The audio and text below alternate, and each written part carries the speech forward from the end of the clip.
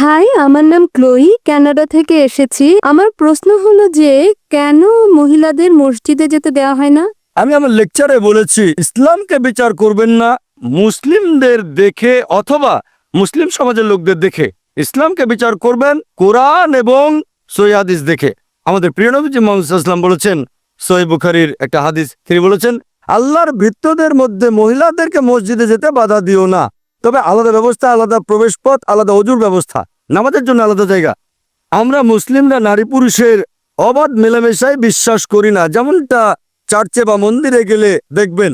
কেন? কারণ নামাজের সময় আমরা যখন নামাজ পড়ি, আমরা মানুষে মানুষে করে পার্থক্য করি না, কাঁধে কাঁধ মিলিয়ে দাঁড়াই। পাশের লোকটি কেমন তা দেখা হয় না, লোকটা কালো বা সাদা, হলুদ বা বাদামি, ধনী বা গরিব, আমরা কাছাকাছি দাঁড়িয়ে নামাজ পড়ি। এখন যদি কোনো মহিলা কাঁধে কাঁধ মিলিয়ে দাঁড়ায়, চিকিৎসকরা আমাদের বলে যে মহিলাদের শরীরের তাপমাত্রা 1 ডিগ্রি বেশি। যদি কাঁধে কাঁধ মিলিয়ে নামাজ পড়েন, আপনার মনোযোগ মহিলার দিকে বেশি যাবে আল্লাহ তাআলার চেয়ে। এজন্য আলাদা ব্যবস্থা, কিন্তু সুবিধা সমান। আলাদা প্রবেশ পথ, আলাদা অজুর ব্যবস্থা। আপনি হাত ধোবেন, আপনার পা ধোবেন, না মাহরামের সামনে এগুলো করতে পারবেন না। যদি সৌদি আরবে যান, মসজিদে মহিলাদের জন্য আলাদা ব্যবস্থা আছে। আশা করি উত্তরটা পেয়েছেন। ধন্যবাদ।